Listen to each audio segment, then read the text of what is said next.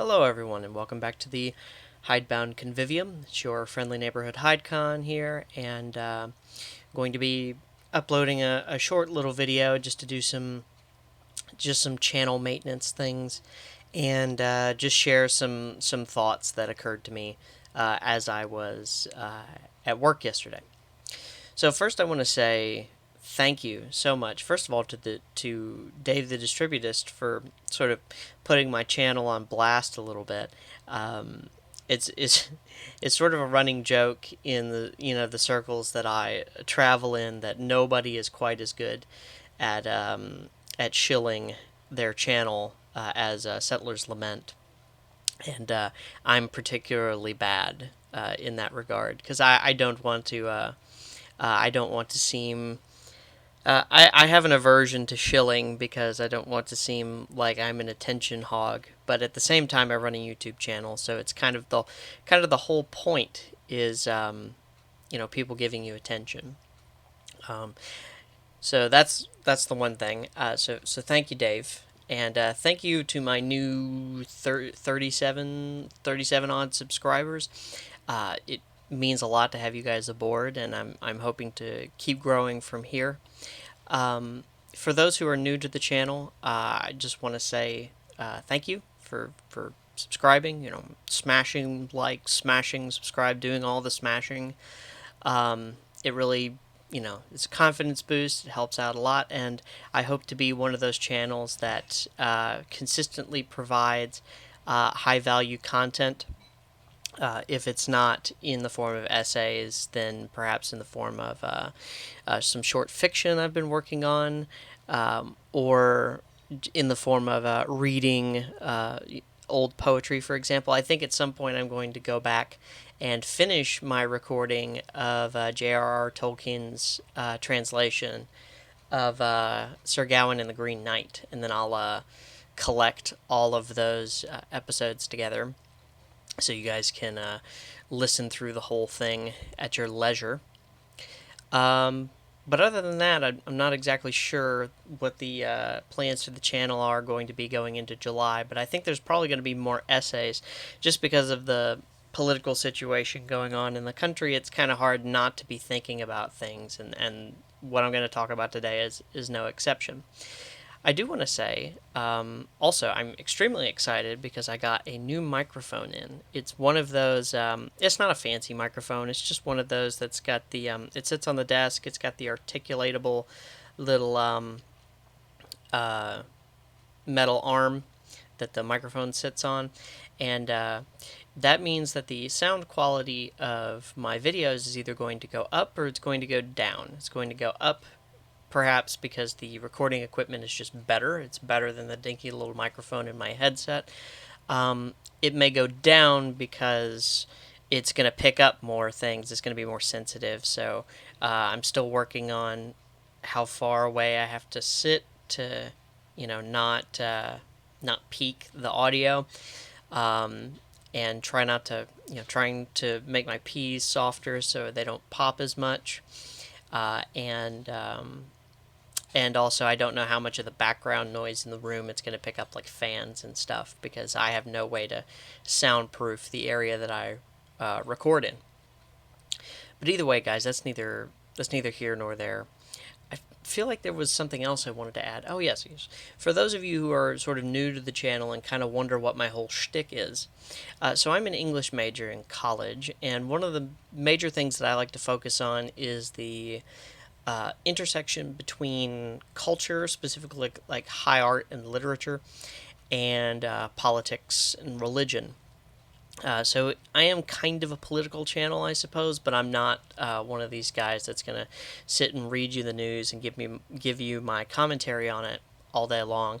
That's not really what I do. I like to take a step back and take a wide angle approach and say, well, how does this, like in my last essay, if you guys enjoyed that, you'll notice, like, how does this 1927 silent film, which is an excellent film, by the way, and you guys should all watch it.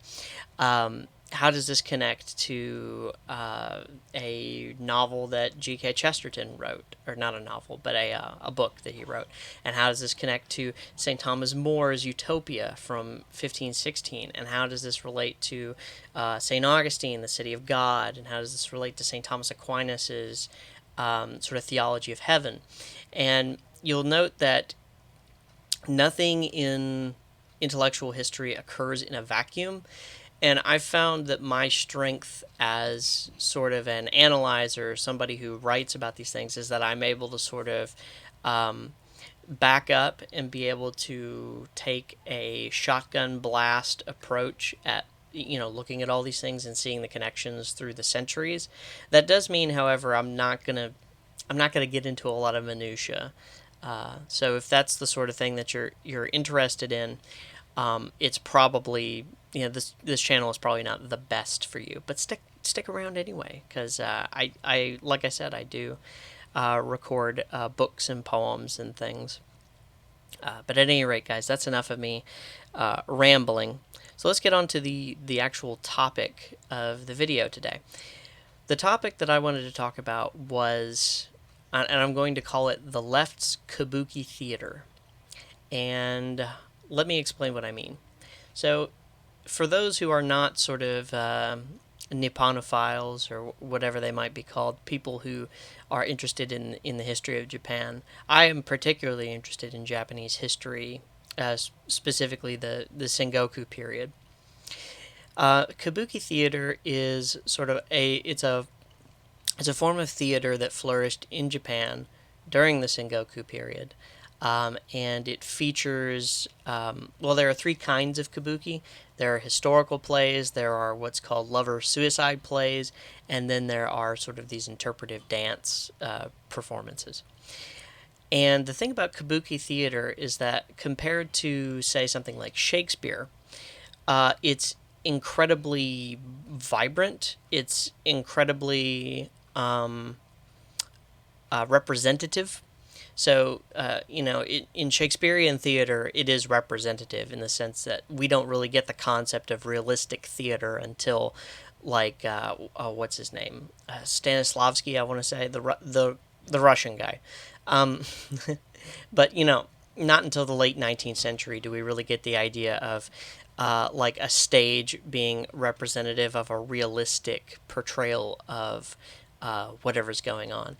Before that, all theater is stylistic and representative, but nevertheless, kabuki theater is particularly stylized and particularly exaggerated in the way that it represents its character. So, for example, every character will have these poses that they do that are supposed to illustrate things about their character.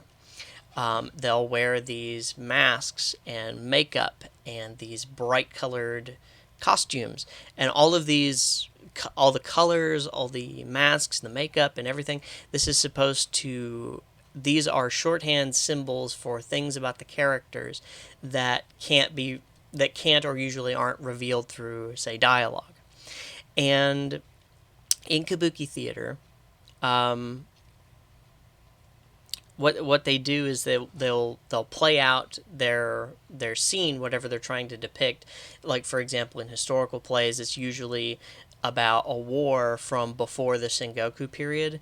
So, like, there were wars in Japan in the 1100s and the 1300s, but they usually sneak in some kind of allegory about the current political unrest. But whatever they're depicting, they do so in this exaggerated, over-the-top fashion that's stylized. It's pomp, it's flair, it's they're really spending their budget on the costume design, so to speak. And I thought about this immediately when I turned on NPR the other day. So I don't know if I've ever talked about this on the channel before, but I have this love-hate relationship with National Public Radio. The job that I do, I have to drive for work. So I spend a lot of time in the car. And even though, I have podcasts on my phone, I can listen to I can listen to music I want to listen to or whatever. Sometimes you just don't want to fiddle with hooking your phone up to the car, and you just want to listen to the radio. So I turned on the radio, and a lot of times the music is just not very interesting. So I'll switch over to NPR. Now, the time during which I work, you can usually catch the sort of stock market show, um, like where they'll talk about, this market's up or down, and this is the economic prognosis for this or that, and that's interesting enough to me. I mean, it's something I can sit through and listen to, but when it really gets interesting is sort of later at night when the call-in shows start.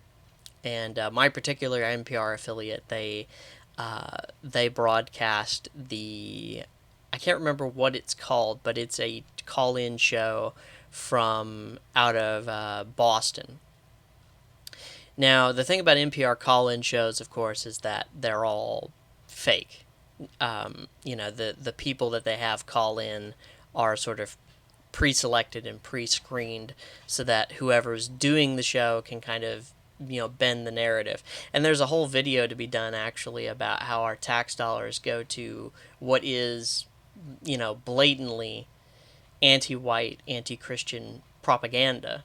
And that's kind of what I'm getting on about the other night. So I turn it on, and there's some professor from some college, and he gets his time in front of the microphone to say how the Ku Klux Klan, they didn't burn symbols of Islam to terrorize black people. They burned symbols of Christianity. They burned a cross, and therefore we need to talk about the white supremacy inherent in Christianity. And it's like, okay, I think we all knew that this was coming, but I don't think we knew that it was going to come sort of this soon, this blatantly, and this, utterly dishonestly. And this guy is over the top. He's working himself up about the white supremacist systems within Western Christianity. And of course, there's been minor Twitter, not wars, but sort of meltdowns, I guess, from people talking about how all the statues of Jesus and the depictions of Jesus having light skin in European churches, well, that's terrible. That's white supremacy, and that needs to be destroyed. And I'd be interested to see them try this argument on the sort of black icons of Christ or Mary that are in Ethiopian churches, for example, or depictions of Jesus as an Asian person, maybe in some Oriental churches. I'm sure that exists, and I'd be interested to see them try the same argument. But this is not actually the episode I wanted to talk about. It just reminded me of the one.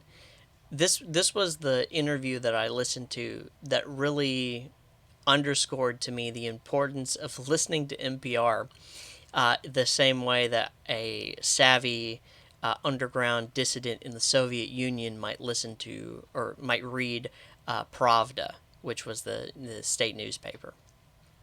So I'll tell you about this interview. I don't remember what the interview was called or when it took place. But I'm sure some enterprising people could probably find it. But to summarize what happened, it was the overall premise of the interview was that they were talking about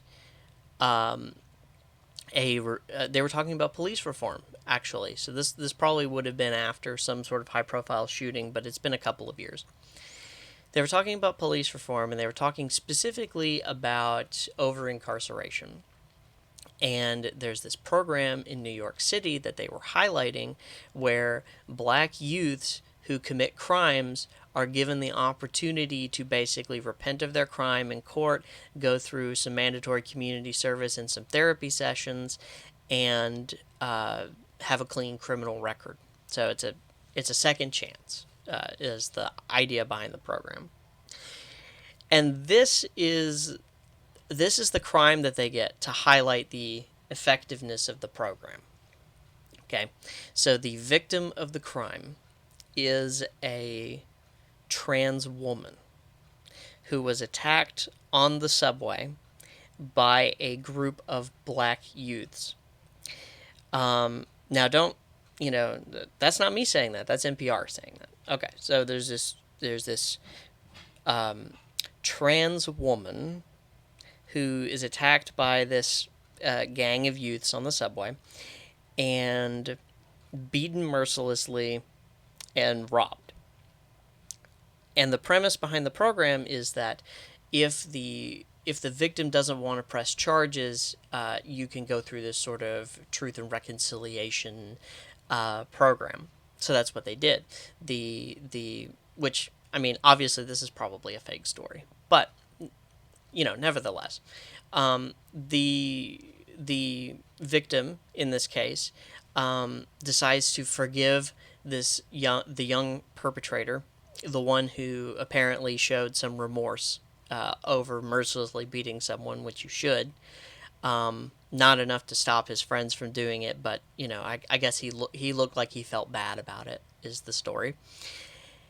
And so they have this young man on the program as well during the interview, and apparently what transpired was the victim gave this impassioned speech about how he has been so disadvantaged, he's had such a hard life, and he needed a break. And of course the young man starts crying, of course, because yes, he's had a hard life and he needs a break. And the victim says, I forgive you, and I want you to go forward and have your best life, and I don't want you to go to prison. I'm paraphrasing, of course. I don't want you to go to prison, and I want you to use this opportunity to become an advocate for LGBTQ people. And I think at that point I literally laughed out loud, because it was just absurd. It was absolutely absurd. The whole story. It was like when they sat down to craft this interview, they had a list of boxes to tick off. It was like, okay, LGBTQ, check. Uh, Against the carceral state, check. Um, you know, uh, uh, Sort of angelic black youth, check. So it checks all the boxes, and it's just ridiculous. And the whole time, the interviewer has this sort of preening, moralistic, just this soft tone where they're telling you about this great spiritual awakening that's happening in the state of New York City because they've implemented this program to help black youth. And it's just, oh, it's so sweet. Anyway, and it occurred to me, as I'm listening to this interview last night, and I'm remembering, this interview from several years ago.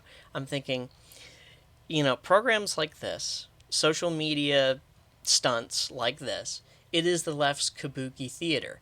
It is the way that they can, uh, act out their values in sort of an open representational space.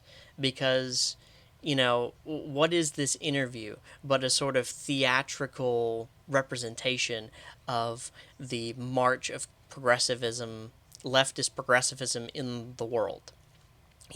You've got these over the top, exaggerated characters who are playing out these sort of archetypical roles. You've got the virtuous LGBTQ person, and you have the virtuous black youth, and their destinies are intertwined by systemic violence against them from the system, and they learn to overcome and to join arms as oppressed people and march forth in advocating for their human rights. And if that isn't Kabuki theater for the left, I don't know what is. Maybe that's not a as profound a take as I thought it was last night. But maybe you guys will find it interesting. I certainly found the interview really interesting. And if anyone can find it, maybe link it down in the comments. Speaking of which, I've been very happy with the